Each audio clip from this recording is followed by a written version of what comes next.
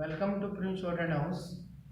आज हमारी exercise 11 and 12 progressive April 2021 already upload हो चुकी है। 80 प्लस 100 वर्ड्स ए मिनट हम इसको अब कर रहे हैं 120 words a minute and plus 140 words a minute. Be ready, start. Dear friends, it is an enriching experience to be sharing my perceptions on this vital issue with this august gathering. I am particularly pleased to join you at this Tata Memorial Lecture. Before I start my presentation, I wish to congratulate Dr.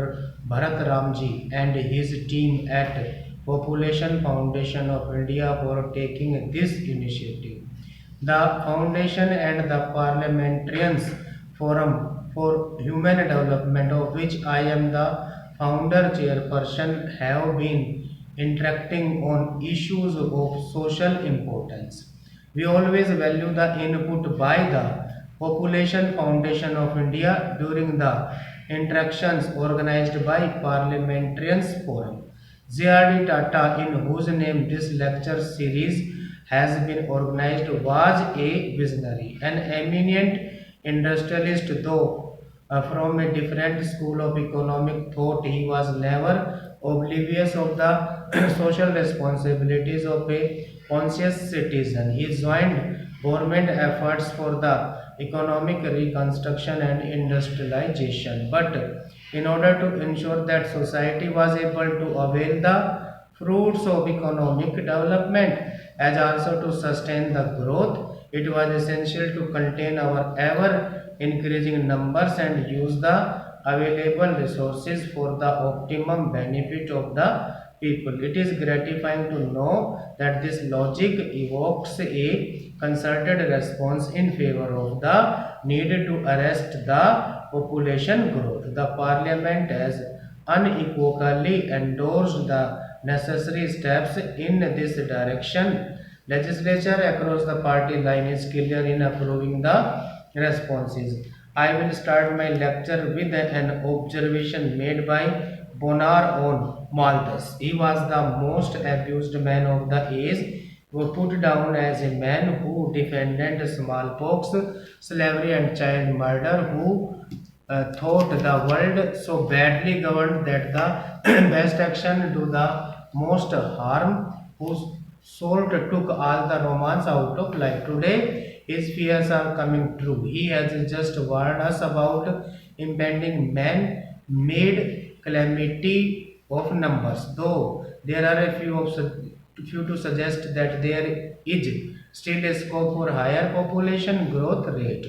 They argue that the annual rate of population growth for the last 8,000 years, roughly from the Paleolithic age, has been only 0.06% annually. They further inferred that this figure was far less than 3% annual growth rate required to meet Malthusian geometric rate of progression to double each successive generation. I wonder if such suggestion will only take us to the beginning of our end. Next, where I shall give a few facts and projections, and they indeed betray any romance in the present century. Though the mankind was the latest creature among the biodiversity, its numbers have grown rapidly. It is alarming that the rate of growth is ever increasing. In 1978, 1798, when he was writing this essay on population, the global population was barely 1 billion. Ever since, due to industrialization and technological revolution, the population has risen to an ever increasing rate. In the following 100 years, the world population doubled to 2 billion, and further following half century from 1925 to 1975, it doubled again to touch 4 billion. By 1990, it was 5.3 billion. Ever though there is a decrease in the overall growth rate of population from 1971 onwards, according to UN projections, by 2025, the earth will contain a population of around 8 billion people, and the global population stabilizes as 11 billion people in the second half of the next century. The worst aspect of this population explosion is that these increases will be taking place largely in the developing and underdeveloped countries. It has been projected that from now to 2025, around 95% of all global population growth will take place in these countries. At current rate of population growth, we should plan to accommodate a workforce of around 3 billion of people in developing countries by 2025. This means these developing economies should be able to cater the need to around 40 million new jobs every year. These countries have comparatively low industrial production, a high domestic consumption leaves minimal surplus in the economy. Secondly, it is observed that in the countries with large population, the share of primary sector is higher in the economy. Greater part of investment and other inputs go into sustaining this large population. This does not leave enough of investable surplus. But it was not until Second World War the demographers and economists recognized that a large population adversely affected the economic development because it diverted the investments from growth related to inflated social demands of a larger population. In this context of developing countries, the population explosion will intensify the crisis of social security and sustainable development, urbanization and urban poverty. Already there is a trend among developing societies that their workforce is abandoning the agriculture and are shifting to urban clusters. In 1985, around 30% of the population of developing countries was living in urban areas, which shall go to 60%. Repeat 140 words a minute. Ready? Start. Dear friends, it is an enriching experience to be sharing my perceptions on this vital issue with this August gathering. I am particularly pleased to join you at this Tata Memorial lecture. Before I start my presentation, I wish to congratulate Dr. Bharat Ramji and his team at the Population Foundation of India for taking this initiative. The foundation and the Parliamentarians Forum, the Human Development of which I am the founder chairperson, have been interacting on issues of social importance. We always value the input by the Population Foundation of India during the interactions organized by Parliamentarians Forum.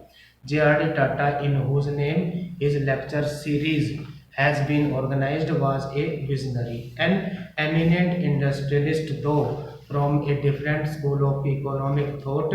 He was never oblivious of the social responsibilities of a conscious citizen. He joined government's efforts for the economic reconstruction and industrialization, but in order to ensure that society was able to avail the fruits of economic development as also to sustain the growth, it was essential to contain our ever increasing numbers and use the available resources for the optimum benefit of the people. It is gratifying to know that this logic evokes a concerted response in favor of the need of arrest the population growth. The Parliament has unequivocally endorsed the necessary steps in this direction. Legislature across the party lines is clear in approving the responses. I will start my lecture with an observation made by Bonar on Malthus. He was the most abused man of the age, put down as a man who defended smallpox, slavery and child murder, who thought the world so badly governed that the best actions do the most harm, who sort took all the romance out of life. Today his fears are coming true. He has just warned us about impending man-made calamities of numbers. Though there are a few to suggest that there is still a scope for higher population growth rate. They argue that the annual rate of population growth for last 8,000 years roughly from the Paleolithic age has been only 0.6% annually. They further interpreted that this figure was far less than 3% annual growth rate required to meet Malthusian geometric rate of progression to double each successive generation. I wonder if such suggestion will only take us to the beginning of our end. Next para, I shall give a few facts and projection, and they indeed betray any romance in the present scenario. Though the mankind was the latest creature among the biodiversity, its numbers have grown rapidly. It is alarming that the rate of growth is ever increasing. In 1798, when he was writing his essay on population, the global population was barely 1 billion.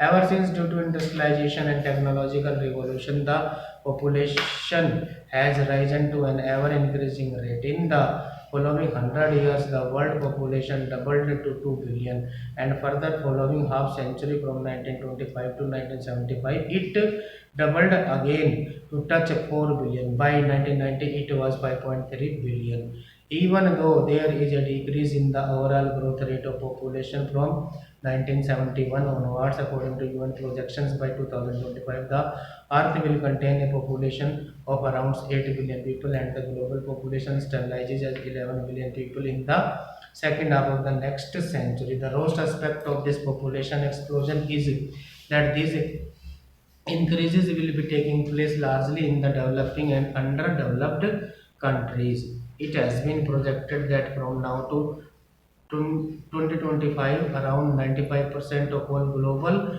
population growth will take place in these countries. At current rate of population growth, we should plan to accommodate a workforce of around 3 billion of people in developing countries by 2025. This means these developing economies should be able to cater the need to around 40 million new jobs every year. These countries have comparatively low industrial production. A high domestic consumption leaves minimal surplus in the economy. Secondly, it is observed that in the countries with large population, the share of primary sector is higher in the economy. Great part of investment and other inputs go into sustaining this large population.